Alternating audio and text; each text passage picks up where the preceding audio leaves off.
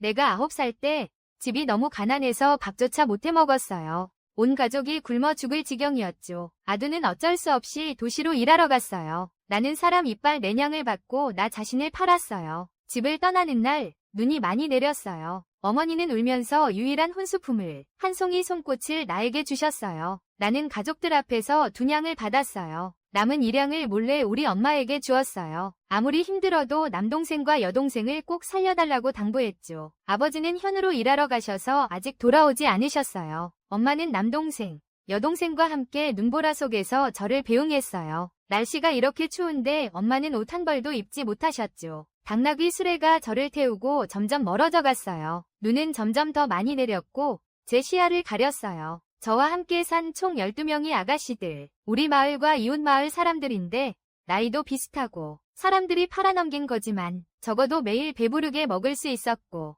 딸을 팔아버릴 만큼 냉정한 사람은 아니었지. 평소 집에서 보내는 시간도 그리 좋지 않았겠지. 작은 말도 하고 떠들기도 하고 나는 조용히 듣기만 했어. 우리가 또 어디로 팔려갈지 모르겠어. 길이 험난해서 이렇게 가는데 한 달이 넘었다. 무경에 도착했을 때는 이미 봄날이었다. 인간 상인이 우리를 한 작은 마당에 가두었다. 첫날 가장 잘생긴 5명을 데리고 나갔다. 며칠 후 나머지 몇 명을 또 데리고 나갔다. 나는 성서의 실가문에 팔렸어요. 실가문이 2번째 안뜰이었어요. 집주인은 듣기로는 7품의 관리였다. 나는 이 시부인의 안채에서 허드렛일 하는 하녀로 배정되었어. 평소에는 마당을 쓸고 자비를 조금씩 해. 사씨 집안 식구는 단촐해. 부인 외에는 첩 1명뿐이고 그 첩도 부인의 시종 출신이야. 세 아드님 모두 부인 소생이고 듣자하니 모두 산시위 아주 유명한 서원에 보내져 공부 중이래. 1년에 2번도 못 볼 정도야. 3명의 아가씨 모두 예쁘게 태어났네. 가장 잘생긴 건 마자가씨. 하늘의 선녀 같아. 대가씨도 남편이 낳은 아이야. 올해 13살이야. 겉으로는 조용해 보여도 성격이 그리 좋지 않다네. 이씨 딸인 둘째 아가씨는 올해 겨우 7살이야. 둥글고 귀여운 복돌이 같아. 또 웃는 걸 좋아하고 집에서는 막내이고 약간 정신이 좀 이상해. 집안 사람들은 다 사랑해. 사가문은 하인을 함부로 대하지 않아요. 제가 온 지 1년 됐습니다. 많이 살쪘었졌어. 부인께서 매달 우리에게 각각 200냥의 월급을 주셔. 명절 때는 상금도 주시고 나는 이 돈을 몰래 모았어. 나중에 집으로 돌아갈 기회가 있을까? 나에게는 이런 날들이 매일이 좋은 날이야. 하는 일이 집에 비하면 뭐가 대수겠어. 한가할 때는 뜨개질도 하고 바느질도 하고 언니들과 수다도 떨고 대저택 딸은 시와 서예도 잘하고 그 옆에 있던 큰딸 시와 언니도 나쁘지 않아. 사람도 친근하고 아낌없이 시간이 날 때마다 우리에게 글자를 가르쳐 주셨어요. 어느 날 나와 함께 목경으로 팔려간 자매가 주인에게 맞아 죽었다는 소식을 들었어요. 그때야 비로소 내가 운이 좋았고 좋은 집을 만났다는 걸 알았죠. 사는 모습이 마치 신선처럼 살았어요. 하지만 병고는 너무 빨리 찾아왔어요. 내가 14살이던 해에 주인이 무슨 잘못을 저질렀는지 모르겠지만 살해가 압수당했어요. 15살 남녀 모두 감옥에 들어갔네. 외가에 시집간 딸은 처벌받지 않았고 집안을 털기 전날 밤 부인은 모든 매매 계약서를 돌려받았고 각각 10냥의 은전을 주었네. 가족의 하인 1명에게 목숨을 건지게 해주었고 실집안의 후계자, 집안의 하인들은 대부분 새로 산 것이다. 하룻밤 만에 모두 흩어졌네. 나는 그동안 모은 돈을 들고 있었네. 마을로 돌아갈 준비를 하고 있어요. 아직도 9살이지만 여전히 순진무구한 둘째 아가씨를 보며 결국 마음이 약해졌어요. 사가문이 집은 이미 몰수되었다. 나와 둘째 아가씨는 더 이상 살 곳이 없어요. 그녀도 더 이상 원래 이름인 주황양이라고 부를 수 없게 되었어요. 내가 새 이름을 지어줬어요. 청수라고 부를게요. 그녀는 내 여동생이다. 내 이름은 청환. 진청환이다. 사가문 사람들은 사형 감옥에 갇혀 있다. 내 손에 있는 돈을 다 써도 한 번 볼 수 있을지 장담할 수 없다. 나는 청서와 함께 살아야 한다. 살려면 밥을 먹어야 하고 머물 곳이 있어야 한다. 나는 힘이 세다. 고생하는 것도 두려워하지 않고 이 몇 년 동안 글자 몇 자 익혔고 계산도 할 수 있어. 작은 배 한 척 빌렸고 무허에서 술장사 시작했어. 술 팔려면 안주도 필요하지. 여름에는 술에 취한 새우와 게를 팔았고 겨울에는 몸을 따뜻하게 하는 간단한 안주를 만들었어. 첫 해에 임대료를 제하고도 은 37냥을 벌었어요. 사실 집안일은 원래 활기찼다. 즉시 처형할 것 같았어요. 하지만 1년이 지나도 아무 일도 일어나지 않았어요. 나는 송옷과 손바지를 꿰맸어요. 술과 음식을 챙기고 선녀와 함께 그녀의 아버지, 어머니, 형, 이모를 보러 갔어요. 그녀는 내가 새롭게 맨 빨간 속옷과 손바지를 입고 기뻐했어요. 손을 잡고 행복하게 흔들었어요. 감옥이 작년처럼 그렇게 엄격하지 않아요. 저는 200냥을 썼어요. 감옥 두목이 저와 청수를 안으로 들여보냈어요. 감옥은 어두워요. 냄새가 고약해요. 청수는 겁이 많아서 제 손을 잡고 있어요. 그녀의 눈은 길을 잃은 토끼처럼 혼란스러워요. 저는 그녀의 손을 두드리며 말했어요. 괜찮아. 언니가 있으니까. 그녀가 웃었어. 입가에 아주 작은 보조개 2개가 있었지. 한 집안이 한 곳에 갇혀 있다니. 나는 이미 부인과 주인, 그리고 첩의 모습을 알아볼 수 없었어. 사람들은 이미 깡마르고 초췌해져서 본 모습을 잃었지. 집안에 세 아드님 중 2분만 계셨다. 없는 건 다란군이야. 나도 그들을 본 게 3번 정도뿐이야. 나이도 1~2살 차이 나고 이제 다시 보면 누가 누군지 모르겠어. 차이가 나는 애는 어디 갔는지 도통 모르겠어. 적어도 지금은 있어. 모두 사람처럼 보였어요. 교도관이 문을 열었어요. 우리에겐 반시간의 시간이 주어졌어요. 벽구석에 짚이 깔려 있었어요. 그들이 평소에 자던 곳이었겠죠. 청수는 마음속으로 그리던 아버지와 어머니를 바라봤어요. 이제는 알아보지 못했어요. 하지만 집안 사람들은 그녀를 알아봤어요. 그녀가 내 뒤에 숨고 고개만 내밀고 나올 엄두를 못 내는 걸 봐. 할아버지가 한참 만에 겨우 경랑이라고 불렀어. 그녀가 아직 자기 이름이 경랑인 걸 기억하고 있네. 그녀가 아버지를 오래 바라봤어. 아마도 알아본 모양이야. 아버지라고 불렀어. 창백한 얼굴에 2줄 눈물이 흘렀어. 망설이다가 아버지 품에 안겼어. 가족이 그녀를 보고 또 보고 울고 또 울었다. 시노이는 저를 모르십니다. 집에 하녀가 10명이 넘는다. 그는 매일 아침 일찍 나가 저녁 늦게 돌아온다. 부인은 겨우 40인데 이미 머리가 하얗다. 보기에 마치 60세 노인 같다. 하지만 그녀는 아직 나를 알아보네요. 당신은 청환 아가씨입니다. 그녀의 눈은 흐릿하고 말하는 것도 힘들어 보입니다. 어머니, 그녀는 제 언니입니다. 청수는 내 손을 잡고 대답했습니다. 사모님, 부디 용서해 주십시오. 저는 감히 2차 아가씨가 본명을 부르게 하지 않겠습니다. 혹시 어느 날 관청에서 찾아오면 그녀를 하인과 함께 부르게 하겠지. 그녀에게 청수라는 이름을 지어줬다. 청순한 것에 무슨 죄가 있겠는가? 우리 서씨 집안이 죄를 지었을 뿐이다. 그저 그녀 한 사람만 남겼다. 사건이 갑자기 터졌다. 내 아들을 어디로 보내야 할지도 몰랐다. 네가 아니었더라면 그녀가 이제 여기서 살아서 서 있을 수 있을지 모르겠네. 노인은 당신에게 감사해도 부족하네. 누가 알겠는가? 사가가 죄를 지은 지 1년이 되었는데 친딸조차 오지 않았네. 우리를 보러 온 것은 오직 집안의 한 하녀뿐이네. 처음에 부인이 몸을 팔겠다는 계약서를 당신들에게 돌려주었지. 당신은 더 이상 집안의 하녀가 아니네. 청수의 언니가 되는 것에 무슨 문제가 있겠는가? 사가문이 다시 세상의 빛을 볼 날이 오기를 바라네. 청환은 저희 집의 아가씨입니다. 저는 주인의 태도를 보았습니다. 풍모는 여전히 남아있으니 이 일에는 아직 돌이킬 여지가 있을 것입니다. 마음속으로 청수에게 기뻐하고 있습니다. 저는 아가씨가 되고 싶지 않습니다. 그저 고향에 가서 제 엄마와 남동생, 여동생을 보고 싶을 뿐입니다. 무하에서 배를 타는 일도 좋습니다. 주인님과 부인님, 큰 아가씨를 탓하지 마세요. 나는 청서를 데리고 소가에 간 적이 있다. 그날에는 만나지 못했다. 그녀가 막 출산했고 산후조리를 하고 있다고 들었다. 소가에서는 그녀를 놀라게 할까 두려워 진실을 알리지 않았다. 처가댁에서 나를 찾게 했다. 큰 아가씨를 위해서라면 다시는 청서를 데리고 찾아가지 말라고 했다. 며칠 후 수가는 동도로 이사갔어.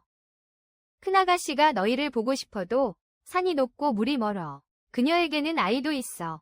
어떻게 돌아올 수 있겠어? 내가 말하지 않은 것도 있어. 큰아가씨는 사가의 일을 듣고 2번이나 기절했어. 서희는 그녀가 의식을 잃었을 때 그녀를 배에 태웠다. 모두 평범한 사람들이니 이런 때에는 명철하게 몸을 사리는 게 무슨 잘못이랴. 몇 마디 나누고 나니 시간이 다 되었다. 나는 청수를 데리고 가야 한다. 그녀는 울면서 가족도 함께 데려가자고 했다. 달래고 또 달래서야 겨우 데리고 나왔다. 그녀는 울면서 왜 큰형이 보이지 않느냐고 말했다. 부에는 다란군의 전설이 가득하다. 자질이 뛰어난 자태를 갖추고 있을 뿐만 아니라 관례를 치른 해에는 이미 3원에 합격했고 송해 고관이 가장 자랑스럽게 여기는 제자이다. 앞으로 고관이 될 사람은 바로 그 사람뿐이다. 등등. 다른 것은 모르겠지만 생김새는 확실히 뛰어나다. 결국 그의 어머니는 보기 드문 미인이다. 이렇게 한 사람이다. 생사조차 모른 채 사라졌어. 실가는 입을 다물었어요. 이 일은 더 이상 묻지 않는 게 좋아. 청서와 함께 집으로 돌아갔어. 우리는 동거리에서 다른 사람과 함께 집을 임대했어. 나와 청서가 먼저 와서 동쪽 방 2칸을 차지했어. 한 칸은 사람이 살고 있어. 부엌 하나. 서쪽에 3칸이 있어. 내 가족이 살고 있어. 남자는 길거리 장사꾼이야. 여자는 집에서 아이를 돌봐. 장사꾼 성은 허. 키는 6척이고 말솜씨가 좋아. 허 부인은 말하는 걸 좋아하지 않아. 하지만 성격이 매우 좋아. 손재주도 뛰어나. 한가할 때는 수건이나 주머니를 수놓곤 해. 장수는 들고 가서 팔았어요. 옷 한 벌 만들어 신발 한 켤레는 괜찮겠어요. 자수 같은 건 전혀 몰라요. 여가 시간에는 청수에게 배워보라고 했어요. 청수는 참을성 있게 배우고 잘 따라했어요. 나는 매일 남은 생선과 새우를 팔았어요. 그것들이 청수와 그녀 2아이의 배를 채웠어요. 이날도 평소와 다름없었어요. 그저 무허가 얼었을 뿐이에요. 내 생업은 그만둘 수밖에 없었죠. 내가 만든 간식을 좋아하는 단골 손님이 있어서 집에서 만들어 배달해드렸어요. 집에 돌아와 저녁을 먹었고 칭수는 이미 졸려해서 자는 모습을 봤어요. 나는 신발 밑창을 들고 등잔불 아래로 나갔죠. 화로 안에는 장작이 타고 있었어요. 담배 연기 많으니까 창문을 살짝 열어두고 잘 때는 불을 껐어. 바람 좀 통하게 해야 닫을 수 있거든. 나는 벌써 15살이야. 어디 가든 다 큰 아가씨로 봐. 무허에서 사는 게 생각만큼 쉽지 않아. 가끔 누가 괴롭히기도 하고 게다가 내가 아가씨인데 동생까지 데리고 있잖아. 하지만 강가에도 강가만의 규칙이 있어서 보호비를 내면 누군가 지켜주긴 해. 나는 피곤한 게 두렵지 않아. 귀찮은 일이 생기는 게 두려울 뿐이야. 문 두드리는 소리가 들릴 때 깜짝 놀랐어. 어쨌든 무경에서 나는 청수와 의지하며 살아가고 있는데 누가 밤을 새워 우리를 찾으러 오겠어. 누구지? 나는 소리쳐서 말했다. 내 성은 쉐야. 문 밖 사람 목소리가 낮게 들려. 낮고 듣기 좋은 남자 목소리였다. 성씨서. 나는 더 생각할 겨를 없이 외투를 입고 침대에서 일어났다. 문 밖 사람이 몸을 날려 문 안으로 들어왔다. 나는 재빨리 문을 닫았다. 온 사람은 등을 돌리고 침대 옆에 서서 청서를 바라보았다. 집은 작았다. 침대 앞에는 커튼 한 장만이 가리고 있었다. 그 안이 침실로 여겨졌다. 밖은 홀처럼 꾸며졌었는데 이제 그가 열어버렸다. 한눈에 들어온다. 그는 키가 매우 크고 검은 망토를 걸치고 있었다. 머리카락은 옥뒤로 꽉 묶여 있었다. 나는 희미하게 그가 누구인지 짐작했다. 하지만 감히 묻지 않았다. 그가 충분히 볼 때까지 기다렸다가 나는 화로에 장작을 넣었다. 뜨거운 물을 한 주전자 끓였다. 그에게 차 한 잔을 따라줬다. 이 차는 평소에 배에서 손님께 대접하는 차로 특별히 좋은 것은 아니지만 나쁘지도 않다. 그가 커튼을 치고 나올 때까지 기다렸다. 희미한 등불 아래서도 나는 그를 온전히 바라볼 수 있었다. 집안 사람들은 그를 지란옥수라고 했다. 나는 이렇게 자라면서 지란옥수가 무엇인지 몰랐다. 하지만 오늘 다시 그를 보니 비로소 알게 되었다. 그는 아내와 매우 닮았지만 눈썹이 더 굵고 길다. 타고난 복숭아꽃 같은 눈을 가졌고 웃지 않아도 풍류와 다정함이 넘친다. 코는 곱고 입술은 그리 얇지 않다. 턱선이 뚜렷하다. 하지만 사람은 매우 차갑고 차가우면서도 욕망이 있다. 이런 미남을 이렇게 피상적으로 표현할 수는 없다. 핵심은 그가 매우 하얗다는 것이다. 망토도 벗지 않았네. 의자에 앉아 내가 따르던 차를 들어올리고 손도 이렇게 예쁘게 생겼어. 확실히 예쁜 사람은 흠잡을 데가 없네. 그의 동공은 검고 사람을 볼 때는 깊은 속내를 숨기고 있어. 마음을 놀라게 해. 그가 입고 차려입은 모습은 낙담한 모습이 아니야. 왜냐하면 그의 망토 아래의 자수 때문이야. 웅금 자수로 만든 거야. 진짜 금보다 귀한 자수지. 그는 결코 몰락하지 않았고 왜 다른 사가문 사람들은 구하지 않았을까? 조정은 너무 음모가 많아 감히 묻지 못했어. 당연히 묻고 싶지도 않았고 그저 옆에 서서 그가 질문하기를 기다렸지. 조급하지도 않고 오히려 조금은 담대해 보였어. 이상하게도 그가 쿵녀를 완벽하게 보호할 수 있다고 믿기 어렵다. 그는 목소리가 낮고 차갑게 들려서 나는 그를 더 이상 쳐다보지 못했다. 그저 고개를 숙인 채 아무 말도 하지 않았다. 이 물건을 내게 맡기니 내일 너는 방법을 생각해서 성을 나가거라. 그것을 계명사 법회주지의 손에 전달하거라. 이 일은 매우 중요하다. 꼭 조심해서 행동해야 한다. 만약 어쩔 수 없다면 나도 너를 찾지 않았을 것이다. 나는 원래 받지 않으려 했어요. 하지만 그가 말을 할 때의 긴박함과 무력함을 듣고는 참을 수 없어 어쩔 수 없이 받았어요. 그것을 천으로 감싸서 책 모양이었고 그리 두껍지 않았어요. 그가 내 손에 건네줄 때 아직 체온이 남아있었어요. 장군님, 부디 소중히 여기시길 바랍니다. 감사가의 어른들과 아이들이 아직 감옥에서 당신을 기다리고 있어요. 그가 일어나서 떠나려고 한다. 나는 참을 수 없었다. 청수와 석가를 위해서 이렇게 말했어. 그는 고개를 끄덕이며 갑자기 웃었다. 마치 찬란한 태양처럼 눈부시게. 너는 석가와 내가 나쁜 사람일까 두렵지 않니? 나는 석가가 나를 잘 대해주는 것만으로 충분해. 만약 석가가 아니었다면 나는 지금 어떤 모습인지 몰랐을 거야. 그가 고개를 끄덕이고 몸을 비켜나갔다. 계명사는 평소 일반 사찰이 아니다. 매달 초하루와 보름 두 날만 개방한다. 명자도 초하루나 보름이 아니었다. 들어가는 것 자체가 큰 어려움이다. 더군다나 주지 스님을 만나려면 다음날 아침 나는 청수를 하녀에게 맡겨 계룡산에 올랐다. 계룡산은 산이라 부르지만 험하지 않다. 나는 힘든 일을 자주 해서 몇 걸음 걷는 것은 자연스럽게 어렵지 않아. 절 입구에 도착했어. 대문이 굳게 닫혀 있었어. 안에서는 경전 읽는 소리와 나무 북치는 소리가 들려왔어. 나는 여러 번 문을 두드렸더니 작은 사미가 나왔어. 그는 겨우 5, 6살로 보였어. 정말 사랑스러운 나이였고 피부가 하얗고 부드러웠어. 내가 멋지게 한 손으로 손바닥을 세우고 그에게 말했다. 여신께서는 향을 올리고 소원을 빌어야 해. 초하루와 보름에 다시 오세요. 그가 귀여워 보여서 머리를 쓰다듬고 싶어졌다. 하지만 근기가 있을까 봐 걱정됐다. 주머니에서 2개의 솔방울 사탕을 꺼내주었다. 여전히 평목이 청수에게 주던 것이었고 그는 입술을 다물었다. 망설이며 받지 않으려 해. 나는 그의 손을 잡아 그의 손바닥에 넣었다. 나는 향을 피우지도 않고 소원도 하지 않아. 너는 너희 주관자에게 말하러 가. 그의 세속적인 딸이 그를 찾으러 왔다고. 나는 속이는 것이 좋지 않다는 것을 알지만 방법이 없잖아. 내가 배에서 한 이야기를 듣지 않았다면 이런 방법을 생각해내지 못했을 거야. 버페는 출가하기 전 선왕의 친자였습니다. 현재 폐하께서도 그를 작은 왕숙이라고 부르셔야 합니다. 당시 5왕의 대란이 일어났고 버페는 황명의로 직접 평정을 나갔습니다. 회왕은 집안 친척들을 붙잡았습니다. 그의 집안 친척들의 목숨을 빌미로 그에게 철군을 요구했습니다. 왕비는 그가 제약을 받을까 두려워했습니다. 가족과 함께 왕궁에 불을 질러버렸어. 그가 성을 정복하고 집에 돌아왔을 때 불에 타서 형체를 알아볼 수 없는 100여 구의 시체만 남았다.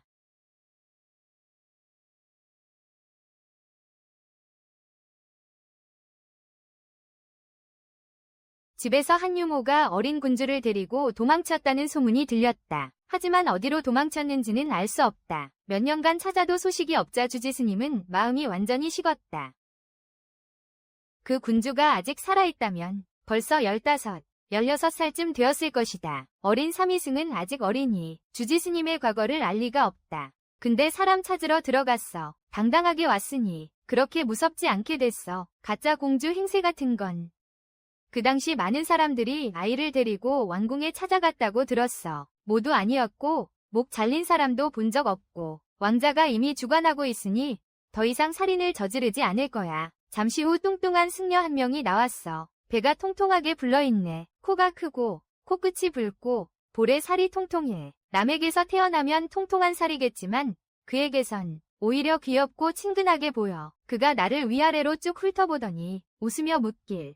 여선생님, 어떻게 확신하길? 바로 우리 주모의 딸이라고. 나는 자연스럽지도 않고 확실히 알지도 못하고 추측일 뿐이야. 민간 전설이 사실이라면 나는 하나도 빠뜨리지 않고 다 맞아. 그게 정말인지 아닌지는 직접 만나봐야 알 수 있어. 결국 그녀가 딸인지 아닌지는 그 사람만 알지. 어쨌든 간에 만나기만 하면 돼. 가짜도 진짜처럼 보이고 진짜도 가짜처럼 보여. 그 뚱뚱한 승려는 고개를 기울여 작은 수자의 부푼 볼을 바라봤다. 그에게 손을 내밀게 했더니 작은 수자는 아직 너무 어리숙했다. 솔직하게 손을 펴고 있다. 뚱뚱한 승려의 두툼한 손가락이 쥐더니 남은 사탕 한 조각을 입속에 넣었다. 배를 불룩하게 하고 다시 돌아갔다. 작은 수자는 멍하니 바라봤다. 나는 그의 모습을 보며 어쩔 수 없이 그의 작은 어깨를 토닥였다. 너 이름이 뭐니? 면경. 그는 우울한 얼굴이야. 울 것 같아. 면경아, 언니가 말하는 거 들어봐. 너의 스승이 깊이 잠들 때마다 그의 문을 긁으러 가. 그가 너의 음식을 빼앗으면 너는 그의 좋은 꿈을 방해해. 아직도 안 된다면 너는 먹기 전에 2번 침을 음식 위에 뱉어. 그가 아직 먹을 수 있을지 보자. 이번에는 그에게 싸게 해줬으니 다음에 언니가 올 때 확실히 더 많은 사탕을 가져올 거야. 나는 그의 눈앞에 쪼그리고 앉아 그를 달래며 말했어. 아마도 명경이는 이렇게 악랄한 말을 들어본 적이 없을 거야. 한순간 아쉬워졌어. 그는 둥글둥글한 눈으로 나를 바라보고 있었어. 그의 스승이 금방 와서 나를 데리고 들어갔다. 명경이 내 옆을 따라왔다. 말을 하려다 말 듯한 표정이었다. 나는 자랑스럽게 그에게 웃어 보였다. 아마 내가 꽤 대단하다고 생각한 모양이다. 법회주지 스님이 막 경전을 마치고 뒤뜰 보리수 나무 아래서 나를 기다리고 있었다.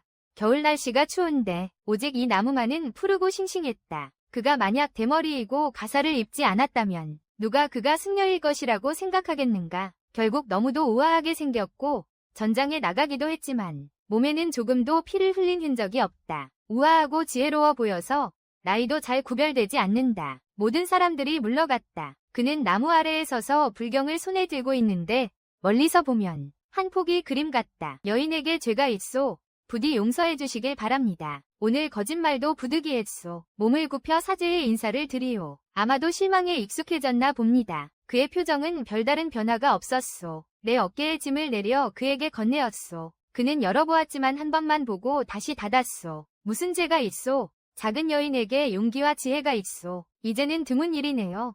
여초가 무슨 말씀이라도 전했나요? 그의 목소리는 맑고 듣기 좋았습니다. 급하지도 느리지도 않고 듣기만 해도 기분이 좋아집니다. 없었습니다. 여초는 아마 사대란군의 자일 겁니다. 저를 찾아온 걸 보니 진짜 곤란한 일이 생긴 모양입니다. 앞으로 그가 무슨 일이 있으면 언제든 저를 찾아오세요. 여주인께서는 성함이 어떻게 되십니까? 또 무슨 일을 하십니까? 청환, 진청환. 나는 무하에서 술을 파는 배주인이다. 착한 아가씨, 가거라. 지난번 이후로 벌써 몇 달이 지났다. 무하의 얼음이 녹았고 내 장사는 점점 더 잘 되고 있다. 3월 3일에 장공주가 배를 타고 강을 구경한다고 들었다. 청수는 꼭 가보고 싶어하고 배는 당연히 한 곳에 멈춰야 한다. 나는 청서를 데리고 일찍 갔어. 장공주는 지금 성상의 친언니다. 그녀의 아버지는 그녀를 아껴서 부유한 목경에 시집 보냈고 변경을 그녀의 봉지로 나누어 주었다. 장공주에 관한 소문이 많다. 서희가 첩을 두었다고 들었고 그녀는 사람을 보내 서희를 감시했다. 나중에는 자신도 많은 미남 애인을 두었다고 한다. 매일매일 자유롭게 즐기며 그녀가 눈여겨본 사람은 한 명도 도망칠 수 없었다. 그래서 목경에서는 누구 집 아들이 잘생겼다는 이야기를 거의 듣지 못했다. 모두 공부할 나이가 되면 멀리 서원으로 보내 공부하게 했다. 별일 없으면 집에도 거의 돌아오지 않았다. 오직 연주를 만들고 싶어 스스로 찾아오는 경우만 제외하고 공주에 대한 소문이 많다. 누구도 진위를 알지 못한다. 하지만 현재의 황제도 그녀에게는 한 발 물러선다고 들었다. 그녀의 권세가 어느 정도인지 알 수 있다. 우리는 일찍 도착했다. 그래서 다리 위에서 가장 좋은 자리를 차지했다. 공주가 외출하는 규모는 당연히 크다. 그림배는 3척이나 된다. 그리고 모두 3층 높이로 장공주가 매우 사랑하는 자사. 그 하얀 비단이 가려진 것을 보니 위에 실려있는 것은 분명 그녀의 것이고 중간에 있는 배가 바로 그것이다. 청수는 주의 깊게 바라보며 시끄럽게 떠들고 있다. 배 위에는 시중드는 궁녀와 내시 외에 대부분 젊고 잘생긴 남자들이 있으며 다양한 모습들이 있다. 보아하니 공주가 남자 애인을 두고 있다는 소문은 그냥 헛소문이 아닌 것 같다. 공주는 보이지 않고 그림 선박이 점점 가까워지고 있었다. 바람이 불어왔다. 하얀 베일이 날리기 시작했다. 형님, 나야 형님이야. 청수는 그 그림 선박을 가리키며 말했다. 나는 깜짝 놀라서 재빨리 손으로 그녀의 입을 막았다. 돌아보았을 때 날아오르던 베일이 거의 떨어지고 있었다. 하지만 어떤 사람들은 결국 눈부시다. 비록 한 번만 봤을지라도 수많은 사람들 속에서 너는 여전히 한눈에 알아볼 수 있다. 공주는 온몸에 흰색의 쉬폰 옷을 입고 긴 다리가 희미하게 보이고 이마에는 꽃 모양의 장식이 그려져 있다. 붉은 눈가와 살짝 벌어진 붉은 입술이 모두 선명하다. 그리고 그는 공주 아래에 하얀 가슴을 드러내고 있다. 나는 그가 찡그린 눈썹과 떨리는 긴 속눈썹을 뚜렷하게 보았다. 공주가 그의 입술에 닿으려 하자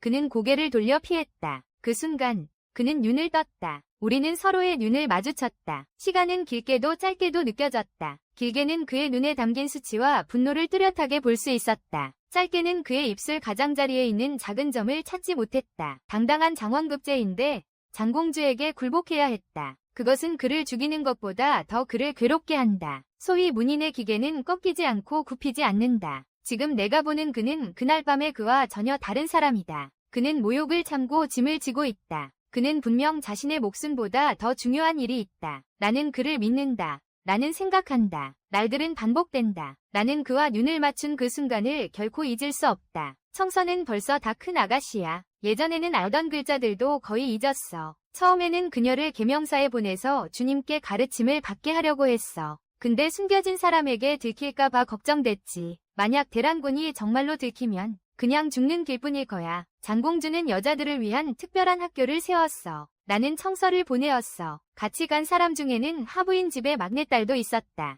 청수는 비록 어리석었지만 기억력이 아주 좋아서 오늘 배운 것을 돌아와서 그대로 외워서 쓸 수 있었다. 나도 그녀를 따라 배웠다. 점점 나는 간단한 책 한 권을 읽을 수 있게 되었다. 그때야 비로소 독서와 예절을 배우는 것이 진짜임을 알았다. 책에는 내가 이전에 한 번도 생각하지 못했던 많은 일들이 있어요. 책 속에 황금집이 있대요. 책 속에 얼굴처럼 아름다운 사람이 있다고도 하죠. 그 말이 사실이에요. 5월 단오 때 나는 청수와 함께 감옥에 갔어요. 직접 만든 송편과 먹거리, 술도 가져갔어요. 나는 청수와 부채를 사고 그림도 그렸어요. 또 쑥과 색실도 가져갔어요. 그들이 지난번보다 더 나아 보인다. 부인이 말씀하실 때 기운이 없어 보이지 않는다. 두 분이 땅을 종이 삼고 나무를 붓삼아 매일 열심히 배우고 있어 이모마저 눈물을 흘리지 않게 되었다. 서가 쫓길 희망이 생긴 것 같아. 나는 쑥으로 감옥을 모두 세웠다. 남은 한 다발은 문에 걸어두었다. 청수는 그들에게 색실로 묶어주었다. 또 음식을 차려놓았네. 올 때 청수를 여러 번 당부했어. 그녀가 친형을 본 일을 밖에 말하지 말라고. 만약 남이 알게 되면 그녀의 친형이 목숨의 위협을 받게 될 테니까. 그녀가 몇 번이나 아버지, 어머니에게 말해도 되냐고 물었어. 내가 여러 번 고개를 저었더니 그녀도 사정이 심각하다는 걸 알았지. 그 후로는 다시 말하지 않았어. 그가 장공주에게 그의 정체가 들키는 것이 두려워서가 아니야. 장공주가 그를 남겨둔 것은 당연히 그의 조상 3대의 정보를 모두 파악했기 때문이야. 더욱이 그녀가 그의 출신을 알게 되었기 때문에 그를 이렇게 모욕하려 했을 가능성이 높아. 나는 그의 아버지와 어머니가 모른 채 아들이 일어난 일을 듣고 분노와 슬픔에 휩싸여 자포자기하고 죽으려 했을까 봐 걱정돼. 그는 자신을 그렇게 억누르고 있어. 가족의 목숨을 구하려는 것도 분명 그 이유 중 하나일 거야. 만약 그가 가족이 그를 원망하며 죽었다는 걸 알게 된다면 그때 그는 어떻게 할까? 아씨가 나를 학교에 데려다줬어. 이제 나는 많은 책을 외울 수 있어. 부채에 쓴 글도 내가 쓴 거야. 아버지께서 잘 썼는지 한번 봐주세요. 그때 그녀는 전혀 치매에 걸린 것 같지 않았다. 나는 항상 청수가 아프지 않다고 생각했다. 그녀는 단지 어떤 면에서는 다른 사람들보다 조금 덜 생각할 뿐이다. 더 어린아이 같다. 그녀의 아버지는 부채를 자세히 살펴보았다. 보면서 고개를 끄덕였다. 수염이 많이 자라서 수염을 만졌다. 입에서는 계속 칭찬이 나왔다. 내 아들이 출세했네. 이렇게 좋은 글씨를 쓸 수 있다니. 보아하니 너의 둘째 형과 셋째 형도 더 열심히 해야겠구나. 나는 사세가 좋다. 그것은 사주인께서 자녀들에게 보이는 태도 때문이다. 아들에게는 엄격하고 딸에게는 부드럽게. 하지만 눈에는 가득한 사랑이 느껴진다. 결코 편애하지 않는다. 그가 가르친 아이는 마음이 넓을 수 있다. 무조건 타협하지는 않으니. 둘째 형, 셋째 형, 들었니? 더 노력하지 않으면 내가 너희를 넘을 거야. 청수는 자랑스럽게 턱을 치켜들었다. 이 모든 것은 너희 언니의 공이다. 그녀가 너를 키우는 것도 힘든 일인데 너를 학교에 보냈잖아. 앞으로 꼭 너희 언니의 은혜를 기억해야 해. 그녀의 어머니가 그녀의 이마를 가볍게 쳤다. 내 언니는 세상에서 가장 좋은 언니야. 나는 언니에게 가장 소중한 동생이야. 어머니, 봐. 언니가 너희를 위해 새 옷을 꿰매줬어. 안감은 모두 부드러운 면으로 물에 씻어서 말렸어. 손으로 잘 주물러서 부드럽게 해야만 꿰맬 수 있어. 하지만 지금은 나도 언니를 도와서 꿰맬 수 있어. 청수는 짐을 뒤적이며 안감을 꺼냈다. 그때 나와 함께 무경에 팔려갔던 향수. 지금은 대부호 집에서 첩이 되었어. 고향에 물건을 보내야 한다기에 그녀를 찾아갔지. 그동안 아버지와 어머니, 동생들에게 꿰맨 옷과 은 30냥을 맡겼어. 며칠 전 그 사람이 돌아와서 편지 한 통을 전했어. 내 아버지가 성안에서 사람을 시켜 쓴 편지였지. 내가 팔려간 갑 2냥을 받았다고 했어. 그래서 할아버지, 할머니가 집을 나누자고 다투셨대. 그 2냥의 은은 인원수대로 나누었고 아버지와 어머니는 600냥밖에 받지 못했어요. 집은 할아버지와 할머니가 지은 것이니 절대 아버지와 어머니에게 나누지 않겠죠. 아버지는 이를 악물고 어머니와 동생들을 데리고 현으로 들어갔어요. 아버지에게 힘이 있었어요. 동생과 함께 곡물 가게에서 일했어요. 어머니는 여동생과 함께 세탁소에서 빨래를 했어요. 비록 많은 돈을 벌지 못했지만 도시에 집을 빌렸어요. 지금은 다 잘 지내고 있어요. 지금은 제가 보내준 30냥 은으로 그동안 벌어둔 것까지 합쳐서 마을에 돌아가 땅을 사고 집을 지을 수 있어요. 동생 결혼도 시켜줄 수 있고요. 사가문은 저에게 다시 태어난 것과 같아요. 만약 옛날에 주인 내외께서 자비로 계약서를 풀어주지 않으셨다면 지금 내가 살아있는지 죽었는지 누가 알겠습니까? 친부모님께 어떻게 대해야 할지, 내가 그들을 어떻게 대해야 할지 겨우 한 벌의 속옷이 무엇이겠습니까? 사씨 집안이 몰락하자 예전에는 친밀했던 친척과 친구들이 모두 삼가 멀리했습니다. 한 사람도 나서지 않았습니다. 독청화는 나에게 사가의 진심 어린 걱정을 보여주었네. 사부님, 우리가 아직 살아있다면 앞으로는 나 아나가 그녀와 결혼하게 하소서. 진정한 정은 고난 속에서 드러난다 하니 이렇게 정 많고 위리 있는 여자를 어디 가서 찾겠소. 사부인께서 내 머리를 쓰다듬으셨다. 그때 나는 그녀가 말한 아널이 누구인지 몰랐다. 하지만 나는 어떤 사람도 나와는 어울리지 않는다고 느꼈다. 그들은 모두 학문이 깊은 자제들이었다. 만약 사가가 구원받는다면 당연히 관직에 나가야 할 것이다. 그렇다면 문중이 맞는 아가씨를 아내로 맞아야 할 것이다. 내가 어떻게 감히 꿈꿀 수 있겠는가? 부인께서는 절대 그렇게 말씀하시면 안 됩니다.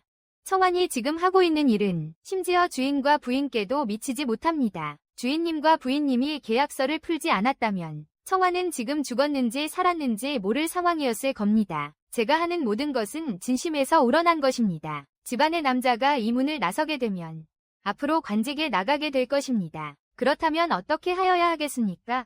하녀 출신의 아내를 맞이할 수 있겠습니까? 부인님이 진정으로 감사하신다면 저를 청수처럼 대하시면 됩니다. 나는 여전히 무릎을 꿇고 앉아있다. 그저 내일을 기다릴 뿐이다. 이제 노인께선 서가가 너를 늦추지 않길 걱정하셔. 자, 더 이상 말하지 말자. 청수야, 아버지에게 술을 따라줘. 나중에 그날의 일은 나는 이미 잊었다. 어느 날 다시 꺼내어 이야기할 때는 이미 다른 상황이 되어 있다. 5월은 독한 달. 밤에 일이 없으면 밖에 나가지 않는다. 나는 일찍 문을 닫았다. 칭슈를 달래 잠들게 하고 상자를 꺼냈다. 모아둔 은화와 동전을 다시 한번 세었다. 만약 사가문 사람들이 풀려난다면 사노인이 관직을 회복하는 것이 가장 좋겠지만 만약 그렇지 않다면 그들이 나와서 어디에 머물 것이며 매일 무엇을 먹을까? 두부는 더 이상 공부를 할 수 있을까? 대구는 그때 어떻게 될까? 나는 아예 생각조차 할 수 없었다. 집을 사는 것은 분명히 불가능하다. 더 큰 방을 임대할 수밖에 없다. 하지만 손에 쥐고 있는 돈으로는 임대료도 부족하다. 다른 생계를 생각해야 할 때다. 배에서의 이 수입으로는 부족하다. 언제까지 두 분의 선생님을 위해 공부할 돈을 벌 수 있을지 모르겠어. 나는 머리를 감싸고 책상에 엎드려서 잠이 들었어.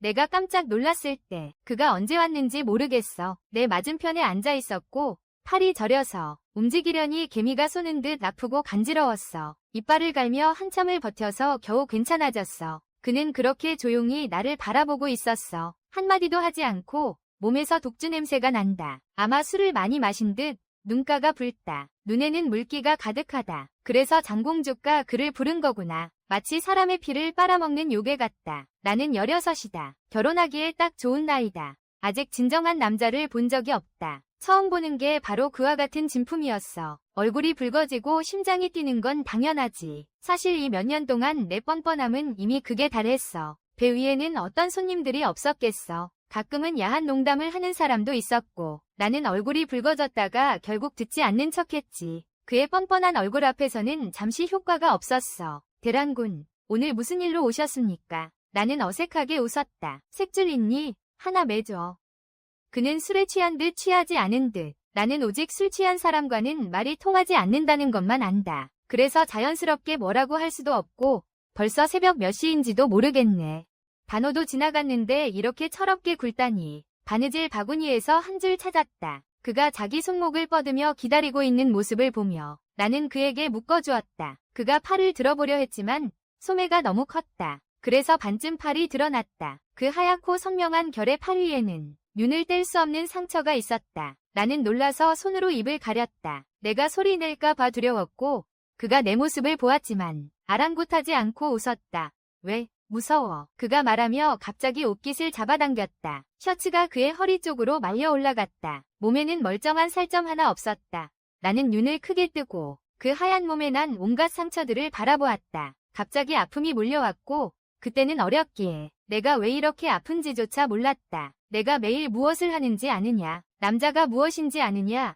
나는 매일 약을 마신다. 그 여자의 아래에 엎드려 무릎을 꿇었네. 그녀가 어떻게 하든 아프다고 느끼지 못했어. 과거의 장원이나 제주꾼이 무슨 소용이겠어. 나는 이미 기계를 잃었어. 그저 자신조차 싫어하는 시체일 뿐이야. 만약 그렇지 않았다면 그는 아마 정말로 취했을 거야. 그날 내가 청수와 함께 본 일에 대해 신경 쓰고 있었던 거겠지. 남들은 그렇다 치더라도 청수는 그의 가장 가까운 사람이다. 그의 그런 비참한 모습이 청수에게 보였다. 그는 그녀를 어떻게 마주할 것인가. 나는 상처약을 찾느라 이리저리 뒤졌다. 그리고 따뜻한 물을 담은 대야를 준비했다. 그의 몸에는 멍이 들고 물어뜯긴 자국과 채찍에 맞은 자국이 있었다. 어떤 것은 어떻게 생긴 것인지조차 알 수 없었다. 나는 가슴이 두근거려서 손에 힘을 주기가 두려웠다. 그를 다치게 할까봐 조심스럽게 입술을 깨물고 조심해야 해. 그는 보기보다 약하지 않아. 아마도 아파서 그런 거겠지. 그의 몸 근육이 매우 팽팽하게 긴장돼 있어. 점점 나는 차분하게 느껴지기 시작했어. 그에게 감옥에 있었던 일들을 이야기했어. 대장군은 반드시 큰 일을 할 사람이 틀림없어. 네가 이미 가족의 목숨을 지켜냈으니 다른 일들은 내가 자연스럽게 맡을게. 내가 꼭 잘 돌봐줄게. 세상에서 가장 쉬운 일은 단연 죽음이야.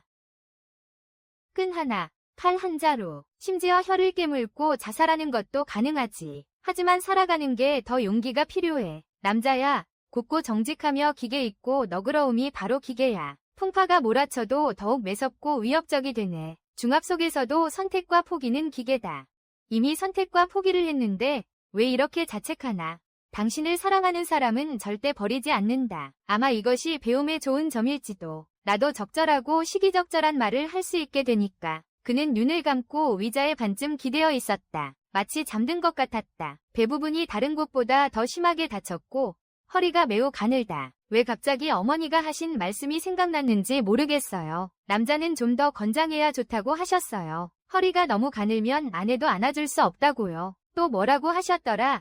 가정을 꾸리고 후손을 이어가라고. 지금 생각해보니 좀 웃기네요. 그의 허리는 가늘지만 보기에는 조금 힘이 있어 보이네요. 다 됐어요. 사실 필요 없어요. 이제 몇 번 더 깨졌네. 그냥 낭비일 뿐이야. 그가 굳게 앉았어. 내가 옷을 다 입혀줄게. 너는 스스로를 좀 더 지켜. 어쨌든 더 잘 지켜야 해. 나는 어떻게 지켜야 할까? 이렇게 하는 것이 지금 내 최대의 양보야. 만약 내가 다른 사람들처럼 꼬리를 흔들며 불쌍하게 구는 걸 허락한다면 차라리 죽는 게 나을지도 몰라. 나는 잠시 말문이 막혔어. 맞아. 말은 쉽지만 실행은 얼마나 어려운지. 그가 도대체 어떻게 자신을 설득해서 장공주의 남자로 있었는지, 어떻게 이를 악물고 지금까지 견뎌냈는지. 그는 육체적 고통을 참으면서도 남은 자존심을 지키려고 했어. 나 배고파. 뭐 좀 만들어줘. 늦게 돌아가도 괜찮아. 오늘은 그녀가 허락한 날이야. 집에 가서 좀 보라고 했는데 지금 내게는 집이 없어. 이곳밖에 갈 데가 없어. 오늘은 감옥에 갔고 내일도 배를 타지 않을 거야. 집에 채소가 별로 없어. 물통에는 농어 2마리만 키우고 있어. 나는 한 마리를 잡아서 손질의 찜으로 만들었어. 그는 평목에서 청수불을 지피는 작은 의자에 앉아 내가 요리하는 걸 보고 있어. 찜솥에 데운 남은 한 그릇의 죽, 이미 만들어 놓은 거야. 생선 찌는 것도 빠르고 그에게 반마리의 술에 취한 새우도 건졌어. 말린 고기 몇 조각을 잘라서 볶았어. 그는 음식에 까다롭지 않고 모두 적당히 만들어. 그는 깨끗이 다 먹었어. 내가 설거지할 때 그는 냄비 옆에 서서 지켜보고 있어. 나는 다른 일을 하고 싶었어. 아버지와 어머니가 출소할 때까지. 만약 관직으로 복귀하지 못한다면 큰 마당을 하나 임대하고 싶네. 두 분께서 공부를 하신다면 당연히 다시 공부하실 거겠지. 배 위의 장사도 괜찮았지만 벌 수 있는 게 너무 적였어.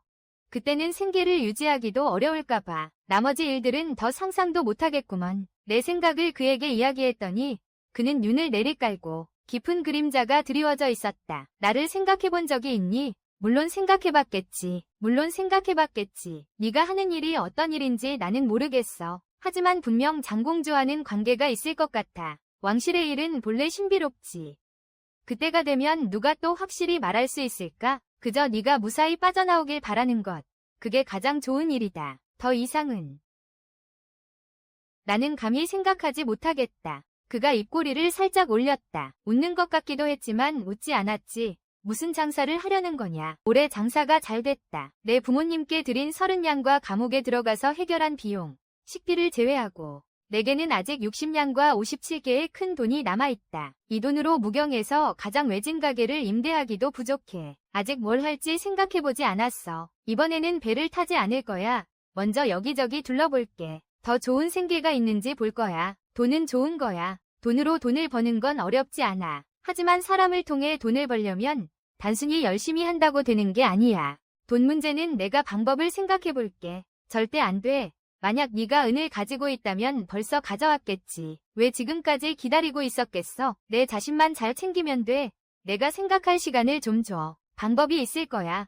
그는 웃는 듯 아닌 듯 나를 바라봤어. 그가 보는 게 이상해서 나는 그의 눈을 바라봤어. 그는 갑자기 자기 손가락 하나를 내 이마에 찔러 넣었어. 거의 나를 뒤로 넘어지게 할 뻔했어. 나는 붉어진 이마를 감싸며 짜증 섞인 눈길로 그를 노려보았지만 그는 웃기 시작했어요. 입술 붉고 치아 맑아. 정말 놀라울 만큼 아름다웠어요. 향수 찾았어. 그에게 백양은전을 빌렸어요. 이것이 그녀의 전 재산이었어요. 반년 후에 130양을 돌려주겠다고 했어요. 나는 생선 장사를 하다가 배를 운전하는 아저씨를 만났어. 그 아저씨의 아내도 나와 함께 배를 타고 일해. 그들의 배는 동해에서 진주를 채취하러 가. 그리고 그것을 경성으로 운반해 판매해. 들어보니 이익이 엄청난 장사래. 그래서 나는 아저씨에게 부탁했어. 그에게 은 2냥을 주고 술 한 잔 대접했어. 청수는 하여사님에게 맡겼어. 100여냥의 은화를 품고 친척에게 의지하려는 작은 안악으로 가장해 배를 타고 동해로 갔다. 배에는 돈을 지불하고 송환된 승객들이 많았다. 남녀노소 모두 있었고 나는 군중 속에 섞여 눈에 띄지 않았다. 2달이 넘게 갔다가 돌아올 때 이미 8월 초가 되었다. 가장 더운 시기는 지나갔어. 나는 바닷바람에 불어 검게 타버렸어. 청수는 많이 자랐어. 왔다 갔다 하면서 향수 외에는 나는 아직 600냥 이상의 은이 남아있어. 바다에 나가는 것은 운에 달려있어. 만약 하늘이 허락하지 않으면 배가 뒤집히고 목숨을 잃는 일도 있어. 이건 장기적인 방법이 아니야. 나는 동대거리에서 가게를 임대했고 뒷마당에 3개의 방이 있어. 청수와 함께 살기에 충분해. 이 거리는 차와 음식을 판매해. 아침과 야식이 많고 나는 여기서 만두를 팔아. 당연히 적합하지. 원래 이 가게는 음식을 파는 곳이니까. 주방 테이블 위에 기름 얼룩만 깨끗이 치우면 돼. 청수는 학교에 가야 해. 그래서 매일 학교 후에 도와줘야 해. 나는 일주일 정도 정리했어. 문용 100회로 벽을 한 번 칠했어. 입구의 천막을 대나무 커튼으로 바꿨어. 그리고 입구 창턱에 만개한 국화 화분 몇 개를 놓았어. 테이블이 4개뿐인데 3끼를 모두 채울 수 있다면 나는 매일 삼두이 은을 벌 수 있어. 개업 며칠 전에는 간판 문제로 걱정했어. 한밤중에 대란군이 왔어. 그와 나는 벌써 3달이나 만난 적이 없다. 그는 평소와 똑같아 보이지만 또 뭔가 달라 보이기도 한다. 나는 그를 자주 만나지 못했어. 한참 동안 어디가 달라졌는지 말할 수 없었어. 너는 여자답게 참 용감하구나. 몰래 배를 타고 나가다니. 바다 날씨는 변덕스럽잖아. 너도 감이 갔구나. 배가 뒤집히면 너의 목숨도 이미 끝났을 텐데. 내가 돈 문제는 내가 알아서 해결한다고 하지 않았어. 그가 눈살을 찌푸리며 매우 화가 난 것 같아 보여. 나는 눈치를 챘어. 그가 화난 걸 보고 고개를 숙이고 괴롭히지 않았어. 어떻게 된 거야? 말을 못하겠네. 너 지금 모습 좀 봐. 원래 못생겼잖아. 간신히 겨우 하얀 피부만 가진 거지. 이제는 검은색이 마치 숲 같아. 이 모습으로 누가 너와 결혼하겠어. 좋은데 왜 인신공격으로 번졌어. 신경 쓰지 마. 신랑님. 아버지가 정혼을 정해줬어. 서가 평온해질 때까지 기다릴게. 그때 고향으로 돌아가서 결혼할 거야. 얼굴을 찡그리며 대답했어. 우리 집은 너무 가난해서 소뚜껑도 못 열어. 어디서 약혼을 하겠어? 진짜로 있다면. 할아버지, 할머니가 벌써 나를 아이 신부로 팔아버렸을 거야. 그가 분명히 눈살을 찌푸리는 걸 봤어. 검고 까만 눈으로 나를 뚫어져라 쳐다봤어. 나도 피하지 않고 맞섰어. 이건 자존심 문제니까. 좋아. 아주 좋아. 약혼을 했다면 네가 어떻게 굴려도 상관없어. 이 작은 목숨만 지켰어. 그가 한 장의 종이를 남겼어. 아무 말도 없이 또 가려 해. 나는 급해져서 그의 소매를 잡았어. 밥 안 먹을 거야. 내가 해산물 완탕 한 그릇 끓여줄게. 너 입맛에 딱 맞아서 혀까지 삼킬 거야. 나는 장난스럽게 그를 달랬어. 그가 한참 서 있었어. 마지못해 돌아와 앉았다. 그의 성격이 이렇다니. 공주님 집에서는 어떻게 참았어요. 그의 온몸의 상처를 생각하면 굳이 그를 화나게 할 필요가 있을까? 그는 마음속으로 이미 충분히 괴로웠다. 여기서는 그가 기쁘게 오고 다시 기쁘게 가야 한다. 너무 화내지 마. 가게도 곧 열리잖아. 앞으로는 절대 함부로 뛰지 않을 거야. 다만 가게에 간판이 없을 뿐이야. 이건 우리 집 일이니까 너도 힘 좀 써야 하지 않겠니? 나는 먹을감과 종이를 찾았어. 이름은 정했니? 그가 붓을 들고 내게 물었어. 해산물 만두. 우리 가게는 서민들이 찾는 곳이야. 이렇게 쓰면 한눈에 알아볼 수 있지. 누구나 우리 집의 만두가 신선하다는 걸 알아. 그가 웃으며 소매를 걷어붙이고 펜을 들고 한 번에 써내려갔다. 나중에 나는 그가 다양한 모습으로 있는 것을 보았다. 오직 그날 밤 그는 소매를 걷어붙이고 등을 곧게 펴고 있었다. 희미한 빛 속에서 조용한 측면의 모습을 남겼다. 그때의 그가 가장 잘생겼다. 그게 바로 그의 진정한 모습이어야 한다. 마치 무수한 생명력이 솟아오르는 듯했다. 자신감 넘치고 완벽했어. 난 그렇게 멍하니 바라봤지. 난 그렇게 멍하니 바라봤어.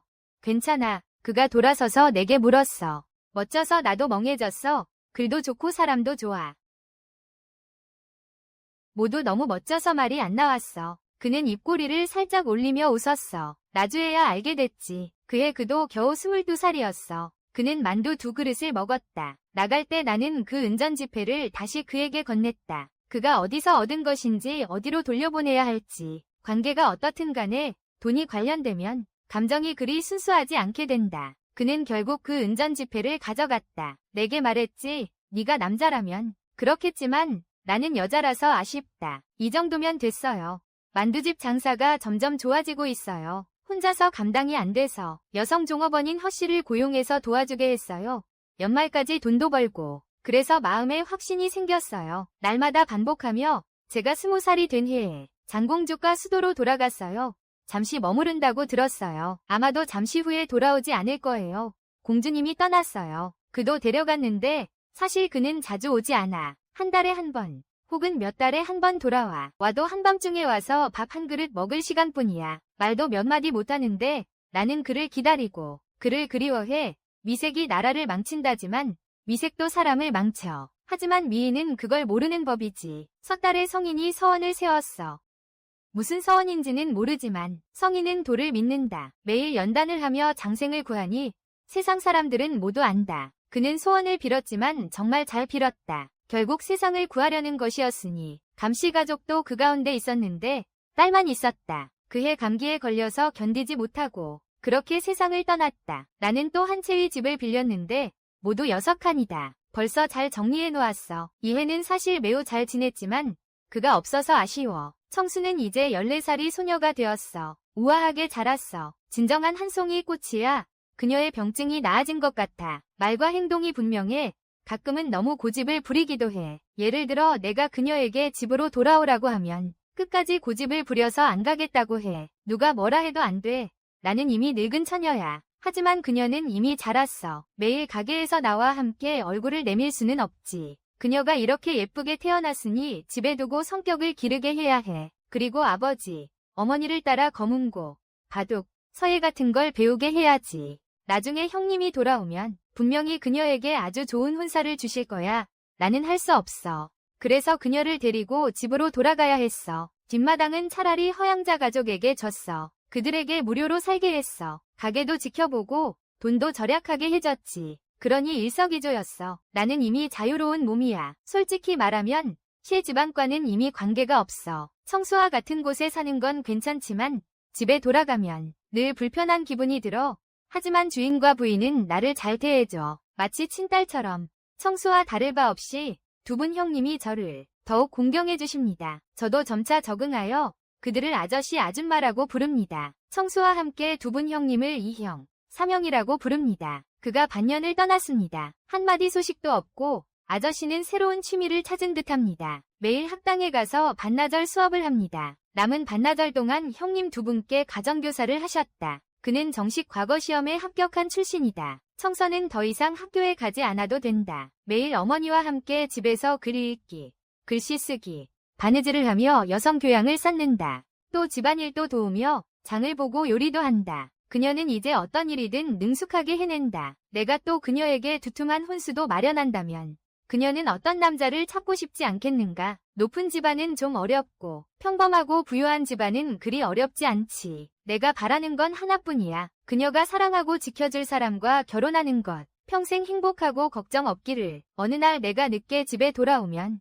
집에 들어서면 분위기가 침울하고 긴장돼서 무슨 일이 일어난 건지 모르겠어. 집안 사람들도 이유를 말하지 못해. 아저씨는 아침에 개인 공간에 갔다는 말뿐이야. 돌아오자마자 방에 가두고 더 이상 나오지 않았어. 하루 종일 아무것도 먹지 않았어. 내 마음속에 은근히 알 것 같았어. 그는 대란군의 일도 알고 있다는 걸. 이건 피할 수 없는 일이야. 단지 하루 늦거나 하루 빠른 것뿐이야. 나는 가게에서 가져온 만두를 끓였어. 다른 사람들이 먼저 먹게 하고 한 그릇을 들고 그를 찾으러 갔어.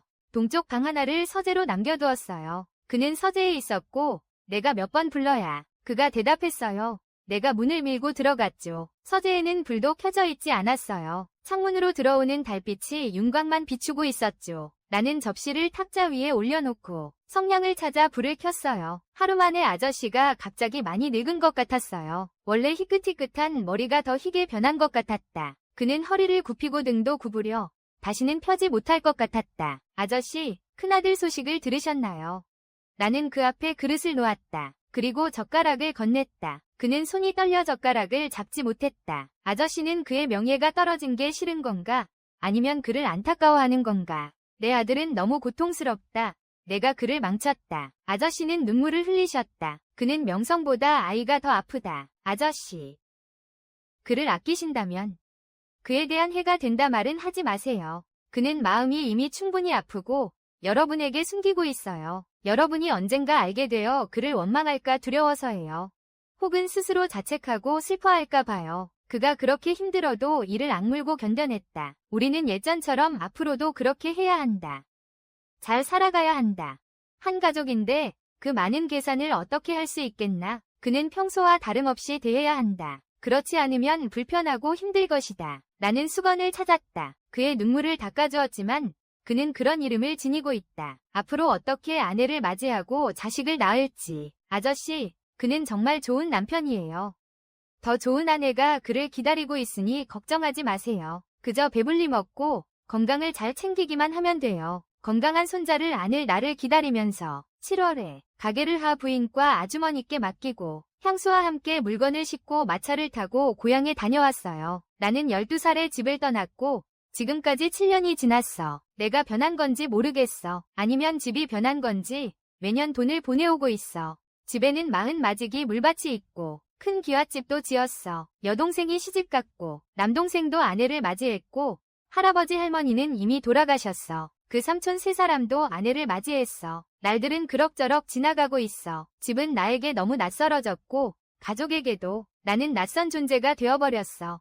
동생이 결혼한 아내는 영리한 사람이야. 하지만 영리함이 지나쳤어. 항상 내 월급이 얼마인지 물어보고 내 옷이 얼마에 만들어졌는지 궁금해해. 나는 그녀와 더 이야기하는 것이 귀찮아서 그냥 이를 악물고 참았어. 그녀 입에 나도 사실은 첩이라는 말이 나오더라고. 아버지는 2년 동안 노인네 역할을 하셨다. 딸이 잘 지내는지 한 번도 물어보지 않으셨다. 그저 한마디, 주모님을 잘 모시고 주인을 잘 섬기라고. 돈을 벌게 되면 집에 더 많이 보내라고 하셨다. 그는 손자 결혼 자금도 마련해야 하니까. 여동생은 나를 보면 항상 가난하다고 울었다. 아버지는 돈을 주셔서 삼촌들 결혼시키셨지만 그녀에게는 10냥도 아까워하셨다. 그 12냥은 길가의 돌처럼 보인다. 어디에나 있는 것이니 은은 좋은 것이다. 하지만 그렇게 좋지도 않다. 너무 반짝인다. 무심코 사람 마음속에 복잡한 생각을 드러내버린다. 어머니는 몇 년 전에 돌아가셨다. 하지만 아무도 나에게 말해주지 않았다. 서랍에는 어머니가 나를 위해 만든 2켤레의 신발이 있다. 그중 한 켤레는 빨간색인데 나를 시집 보내려고 만든 것이라고 한다. 그녀는 나에게 빨간 외투를 만들어주기로 했어. 나를 사랑했던 사람은 그렇게 일찍 떠났어. 누구도 그녀가 어떻게 떠났는지 설명할 수 없어. 원하지 않았는지 아니면 두려워서 말하지 못했는지 이제는 중요하지 않아. 사람이 없어진 지금 명확히 설명해도 무슨 소용이 있어. 나는 단지 3일을 머물렀어. 12냥의 은하를 남겼어. 그들의 실망 가득한 눈을 바라보며 뒤돌아보지도 않고 걸어갔다. 나는 이미 집도 없고 미련도 없다. 오직 어머니 무덤 앞에 무릎 꿇었을 때만 나는 울 수 있었다. 어머니만이 내가 걸어온 길의 고단함을 알아주실 거란 걸 알았다. 8월 초 나는 무경으로 돌아왔다. 무경의 국화가 피었다. 찬란하고 화려하게. 문을 열면 따끈한 밥과 반찬이 있다. 누군가 나의 귀가를 기다리고 있다. 이불 속에도 태양의 향기가 나. 봐봐. 나는 이 세상에 왔어. 헛되이 온 게 아니야. 엄마, 봐봐. 분명 누군가 나를 아껴주고 있어. 나는 잘 지내고 있어.